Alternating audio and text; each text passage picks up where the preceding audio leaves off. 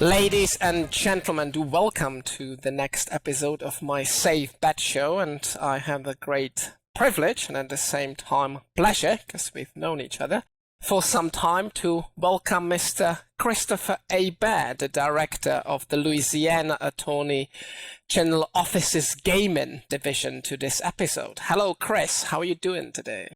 Good morning, Martin. How are you? I'm doing great.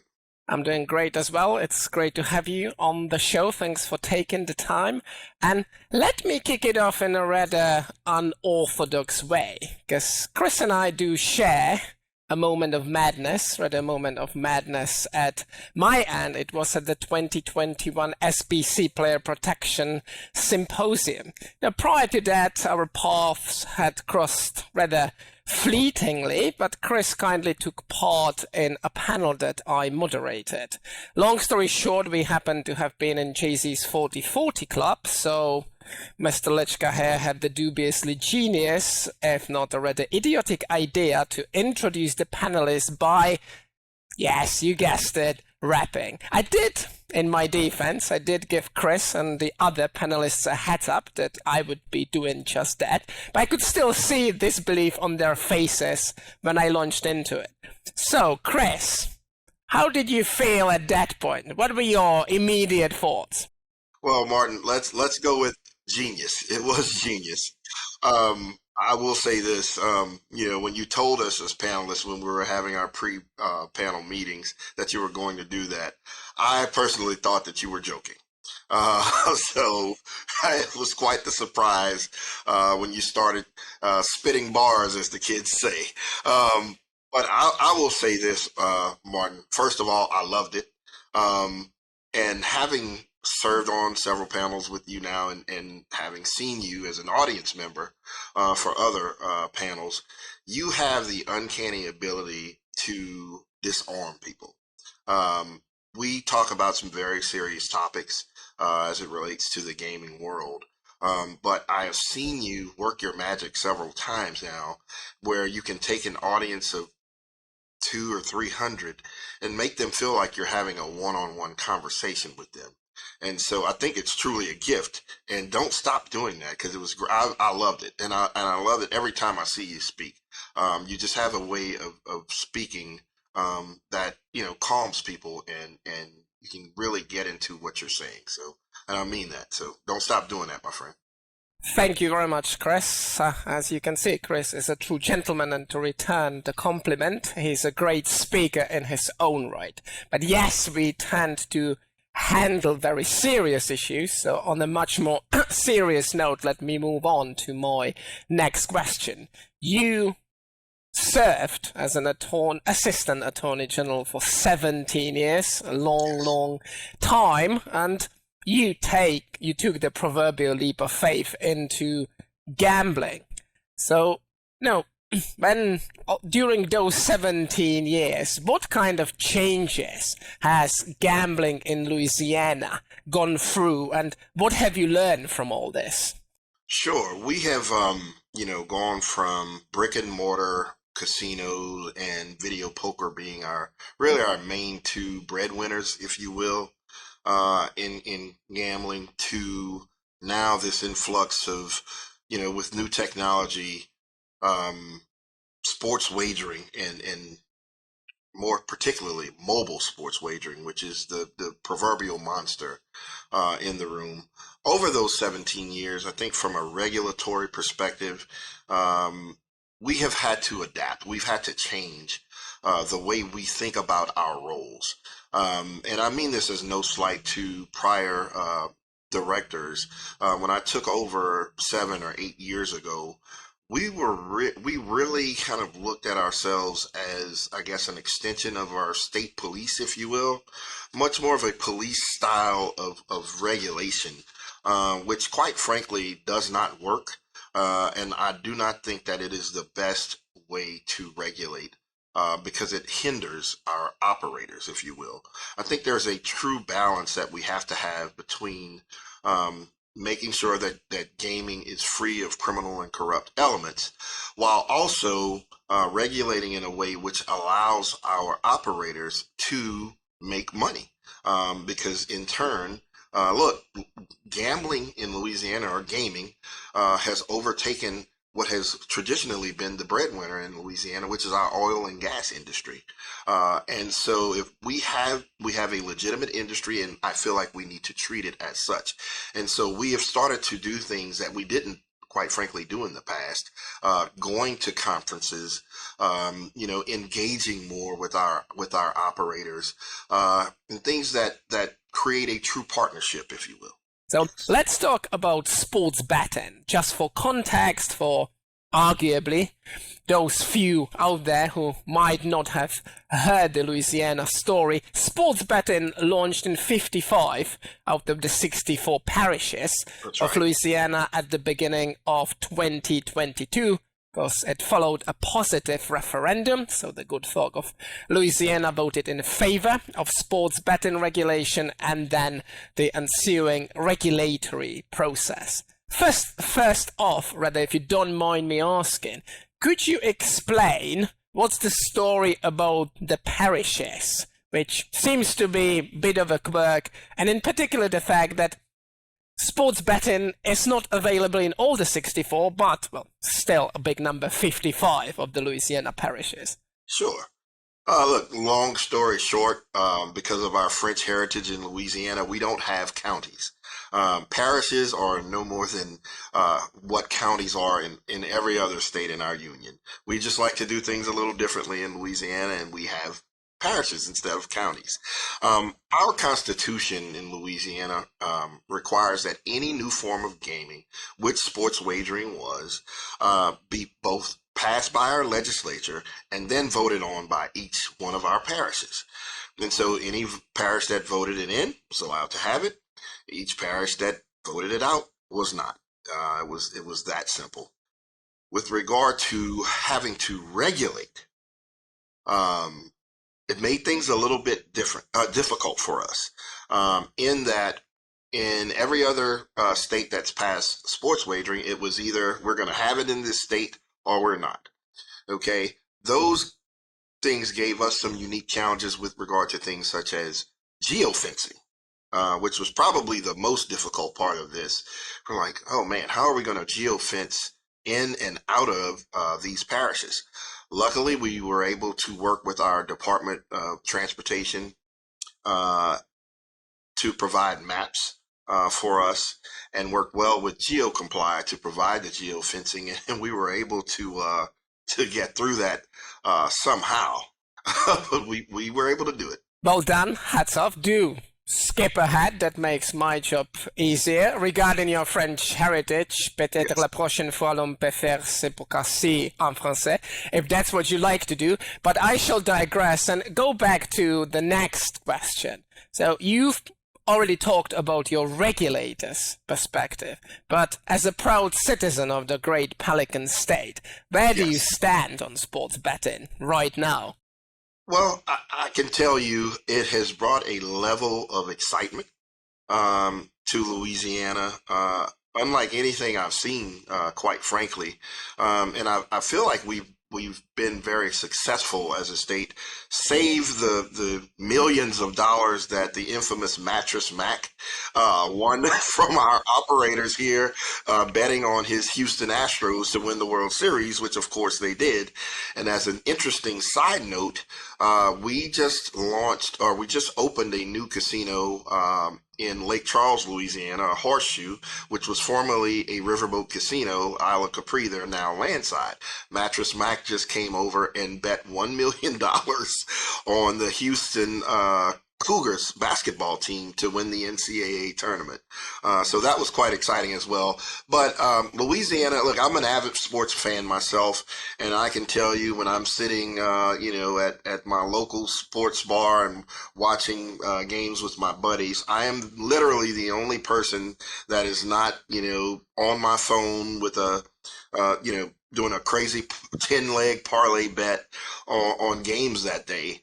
And it's also interesting that my friends, because I regulate gaming, always think I have some tip that I'm hiding from them about who's going to win.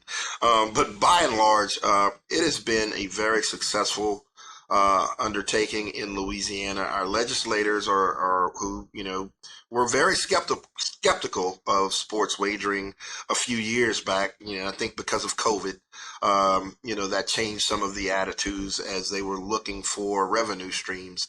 But it's been a very exciting time for Louisiana. And as a citizen, I'm excited to actually have it here.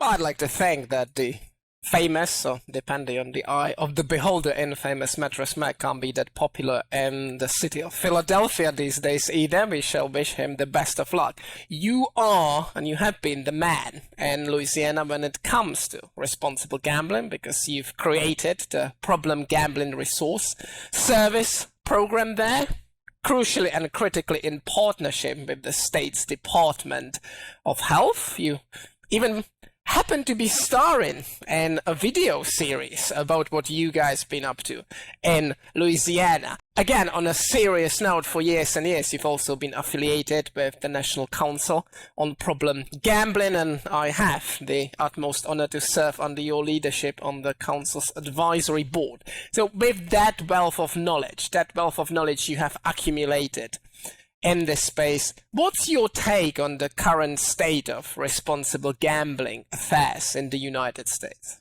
I think it's great to see a renewed focus on responsible gambling in the United States, especially as technology provides so much access now to gambling.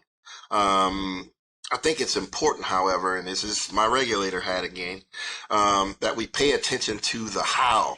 How are the efforts of stakeholders in the gambling industry actually going to play out?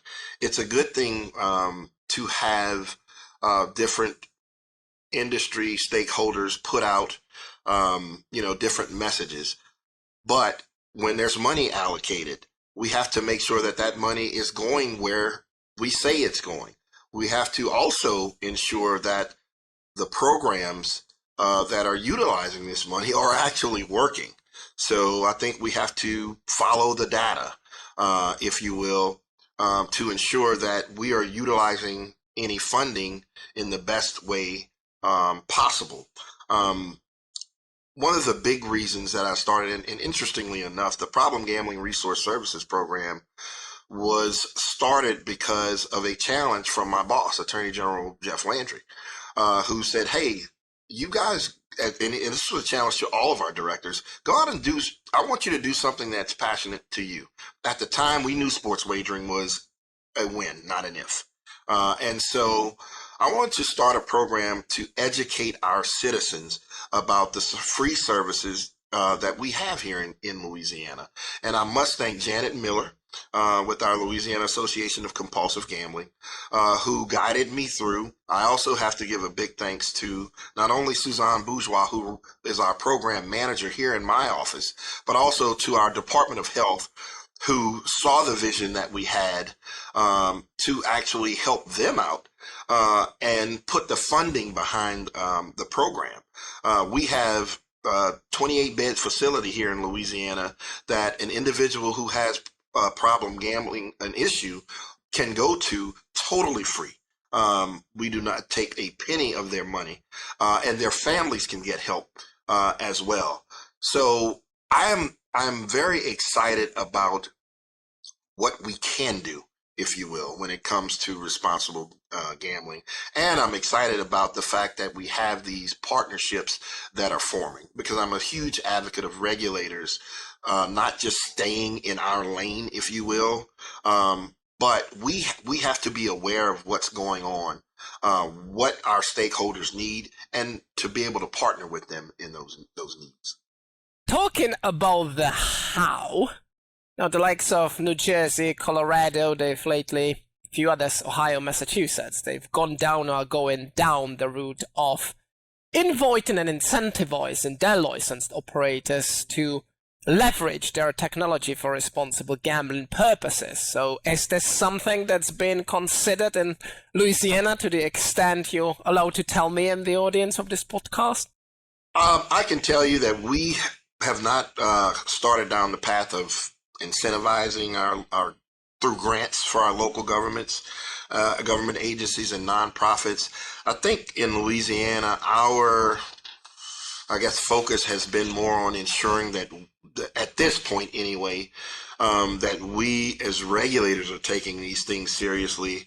For instance, making sure that RG was a huge part of our rules when it came to implementing our sports wagering by building in restrictions, if you will, for or self restrictions for our gamblers who may have seen that they had an issue, and ensuring that our operators were doing taking this seriously and doing what they were supposed to do. As far as incentives, I don't know that we have the need for that at this juncture, particularly with some of the conversations that are starting to be had. I think our operators realize that our regulators, our legislatures, and even the federal government at this point are looking at this issue very seriously. And I don't know that operators are in favor of having the federal government involved. And so they are, at least from what I have seen in our state, taking this very seriously. We have even had operators reach out to us to ask if they could partner with us on some of our initiatives, some of our incentives. We have had operators offer to advertise some of our problem gambling resource services advertising on their websites. And so I don't know that incentivizing at this point is the answer in Louisiana, but it may very well come to the point that it is. Again, we need to follow the data, after a certain period and see what it's telling us about whether our efforts are enough. And we shall definitely all be better for it. So last time Chris and I saw one another in flesh was a couple of weeks ago. It was in Las Vegas at the Nickel G's conference, and we engaged in a discussion about the upcoming Nickel G's responsible gambling resolution. There's also the 12 principle pledge that a leading group of operators put out there. But the reason and I'm really looking for a segue into the next topic, that's the reason I'm bringing up Nickel G's, because Chris happened to have been invited for a very good reason to be on the panel about the black market, and he is one of the biggest and arguably even the most passionate advocates of the necessity to fight illegal gambling in this country, be it illegal machines or black market gambling sites. So let me put this question to you. What, in your view, is the most efficient way of battling the rather annoying and totally illegal black market? Well, I think it has to be a two-prong approach. I think as a state, we have to get more serious about fighting these things. In Louisiana, we don't have necessarily the issue of, although I'm aware from speaking to my colleagues that it's a huge problem in other states, we don't necessarily have the issue or as big an issue with the black market or gray market machines in Louisiana. However, we do have, as every state in the United States does, a huge problem with the illegal sports wagering market. And so this is a very tough topic or a tough issue to fight, because I think it's going to require both, again, our states being more serious, more resources being thrown at the issue on the state level. I can tell you our state police are busy enough, and the manpower is busy dealing with issues that are related to legal gaming, and they're stretched thin doing those things. Our legislature is going to have to allocate more resources for more manpower to deal with the issue on the state level. However, when it comes to the black market issue, I really do think that this is where we're going to need help from our federal government. Look, we get calls where someone may say, my online wagering account has been drained, or my bank account has been drained. And all we can tell them is, look, you were gambling illegally, and there's nothing from a state regulator's perspective that we can do to help you. and that's frustrating for me as a state regulator to have to tell someone that.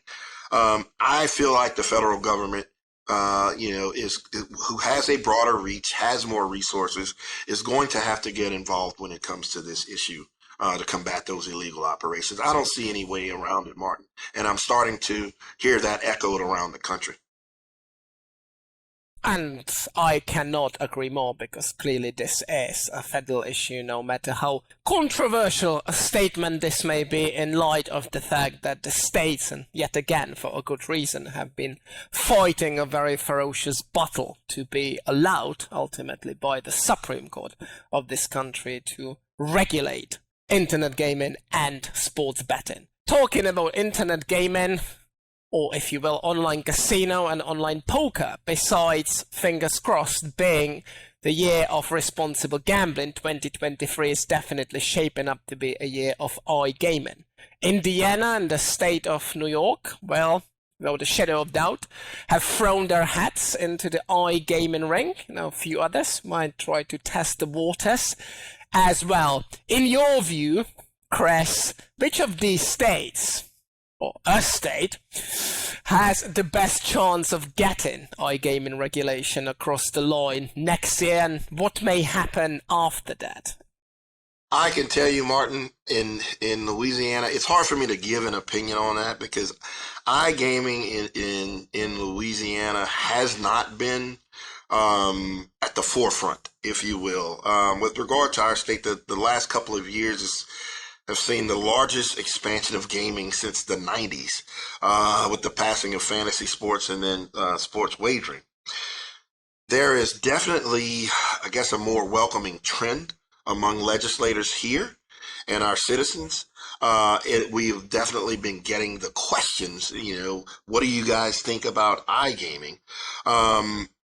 I think that based on what we have seen, and again, going back to our parishes, and in that most of them have looked upon fantasy sports and sports wagering favorably, that there's a possibility that, we could see iGaming very soon, even in Louisiana. Now, of course, there's always the argument that iGaming could perhaps hurt our brick and mortar casinos, who pay a higher tax rate than most online gaming sites would. But I think if there's any hope for it to pass, the licensing would have to be tied to casino licenses like our sports wagering is now. I think that is the best bet for iGaming coming to our state. I haven't necessarily followed what's been going on in others, just because we're so busy dealing with sports wagering in the aftermath. But I mean, look, we have conferences named after iGaming now, iGaming next, Right. so again, just as I thought about sports wagering, it's a win. It's not an if. It's coming. And I think there's an appetite for it now in our state. Well, ladies and gentlemen, you've heard it here first. Far from me to be putting Chris on the spot, but there's a chance in Louisiana, and that's what we're so grateful to be hearing. Perhaps sticking for a bit to this theme with your responsible gambling hat on, and you've already demonstrated your true and great expertise in that field. One final question on the iGaming topic. There are lots of folks out there that would argue that online casino, online poker are more prone to creating a risk of gambling addiction. So I'll give you my personal take that I suppose you would have heard before.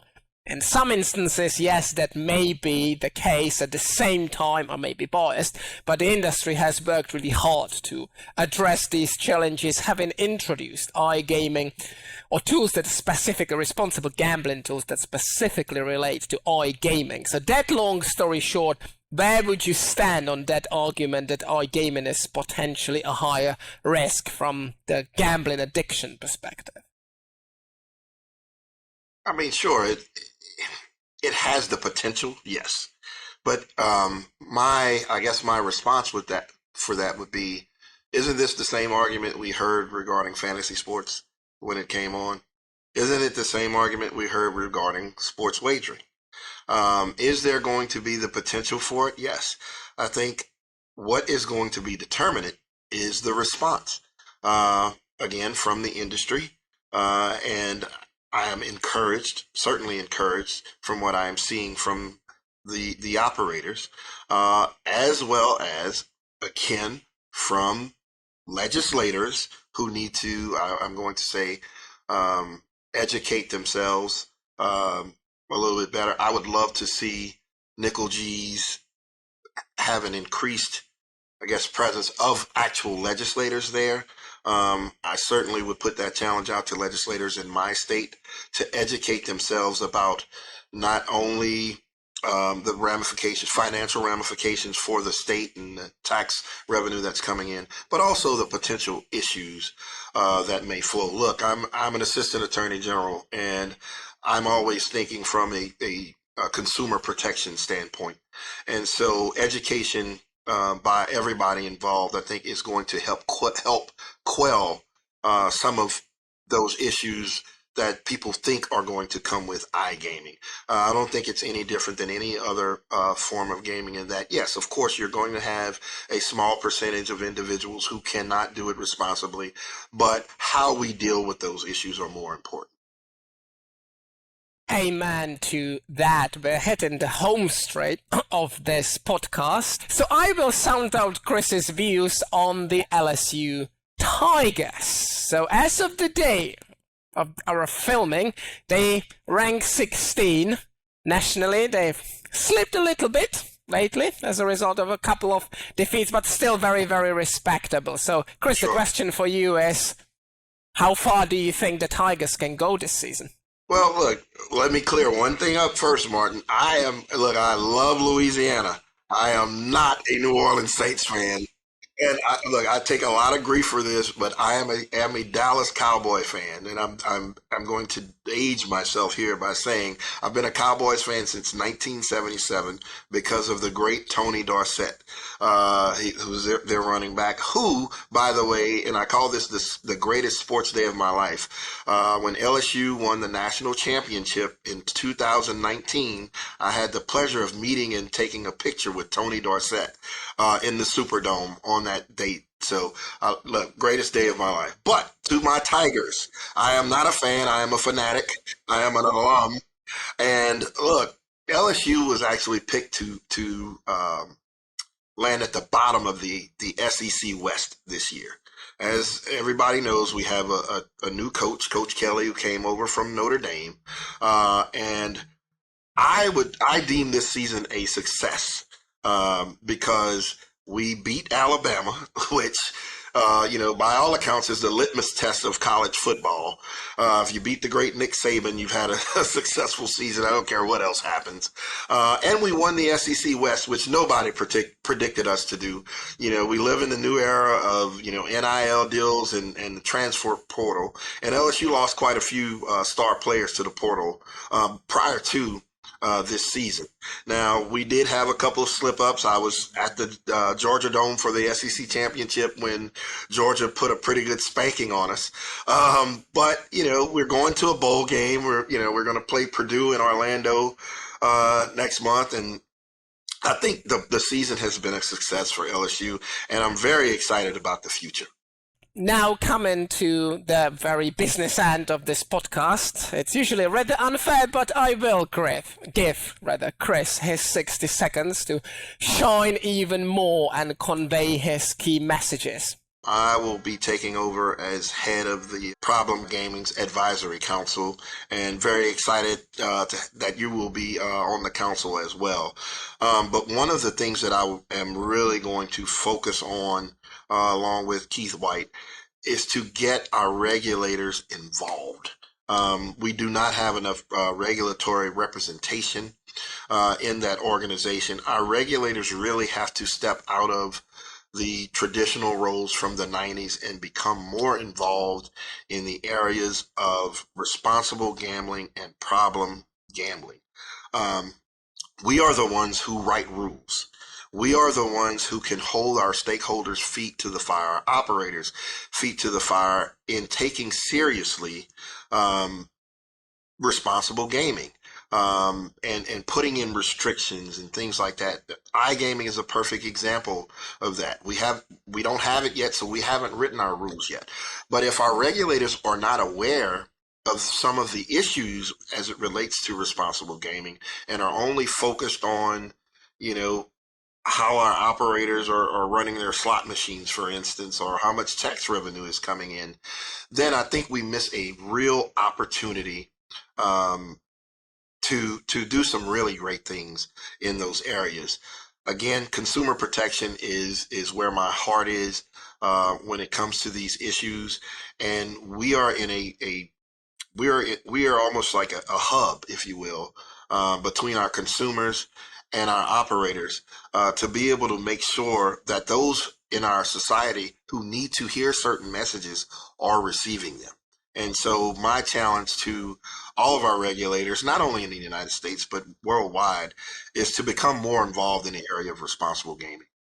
Chris Hebert from Baton Rouge, what a regulator, what a man. Ladies and gentlemen, this has been the latest episode of my Safe Bet Show. My name is Martin Lycka, and I shall see you next time. Thank you very much.